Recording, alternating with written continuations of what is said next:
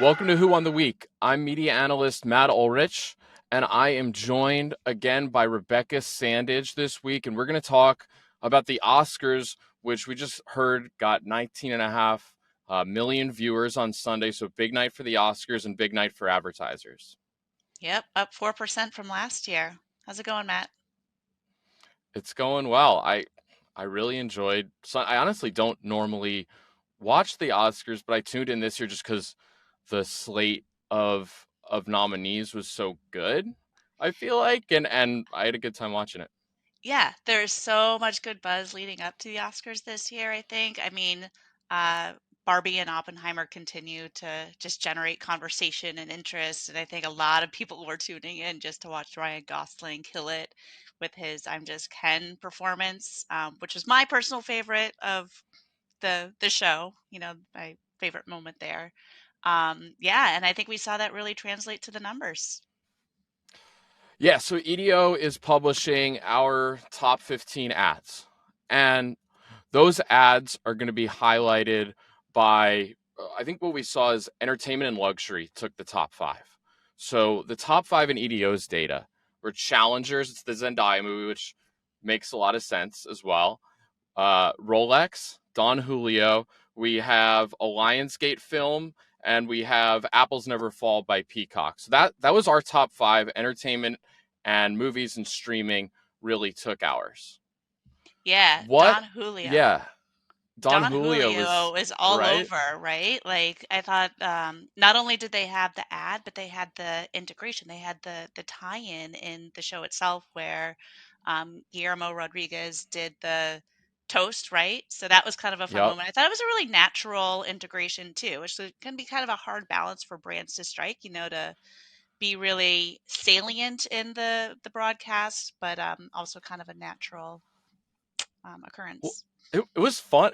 It was funny. Like he was calling, like Guillermo was calling out different celebrities by names, and he did like, you know, he called John Krasinski instead of John Yeah. Krasinski, and like Jimmy's correcting him. So I feel like that gets people involved when they hear celebrity names, Yeah. and I, I mean, like, so the commercial was the one of the top five commercials in our rankings based on search engagement volume.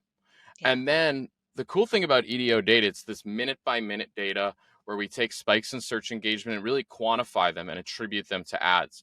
And what EDO could see in our data, right, is there was an initial spike for the stunt, which was around 9 o'clock with Guillermo, and then a little bit later, maybe like 9:30 or so, there was an even larger spike. So Don Julio out of this got two very significant visible spikes in search engagement. Then EDO, is able to quantify for marketers and really say how much search engagement did Don Julio get from the integration and from the subsequent commercial. Yeah. Big night for Don Julio.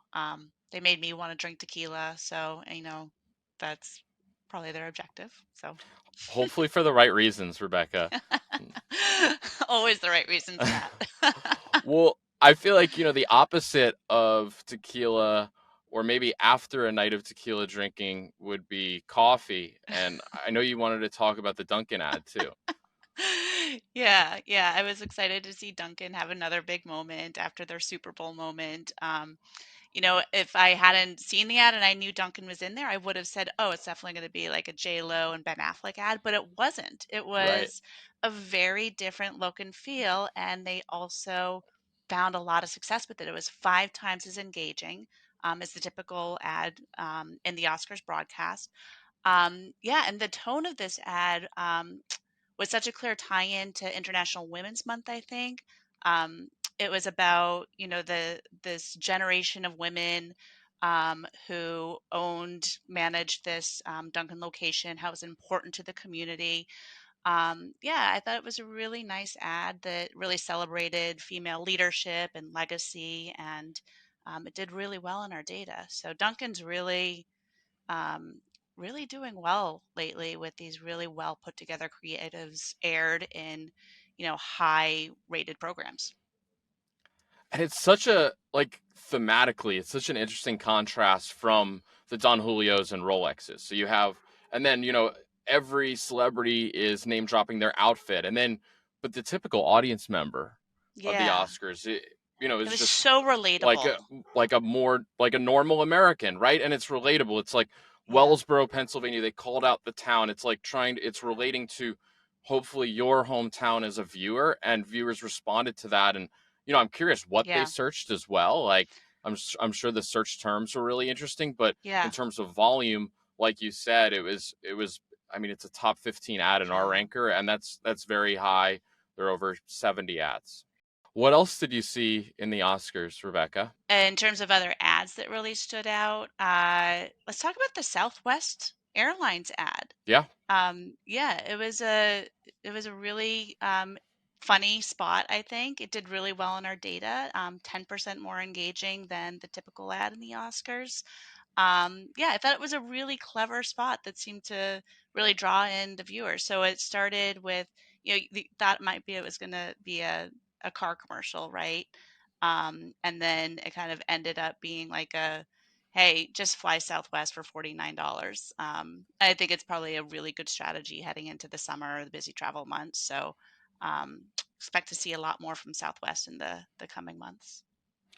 I was looking at like EDO's dashboard, and right, we have just a catalog of all ads that Southwest and all of their competitors and every other brand has run on national TV. So Southwest has been running a lot of messaging about no hidden fees this year. And Yeah, then early in March, they debuted this campaign, prices as low as $49. But it was a different ad, different creative. And then they debuted, like you said, this like almost fake car commercial for the yeah. Oscars. So it was another example of them taking an existing idea, existing campaign, and in that case, like a fresh idea, fresh campaign, and then having a custom creative just for this, debuting just for this Oscars audience to try to take advantage of the moment. Yeah, absolutely. Yeah, they're definitely one of the other brands that found a lot of success this year. Well, I think a lot of statues then to the brands we've mentioned. I know Polestar had a big ad as well, launching their Polestar 3. Just Yep. reminded me a little bit of the Super Bowl ad a couple years ago, launching the Polestar 2 to audiences for pre-order. And yeah, I thought it was a great year for advertisers. What do we want to talk a little bit, just previewing a little bit about women's sports? I know that it's something that's going to come up with the tournament starting next week. Yeah, conference tournaments going on right now. It's been a wild year for women's sports. I think this weekend was chock full of emotions. For anybody watching the SEC championship, just a lot of conversation going on with women's sports.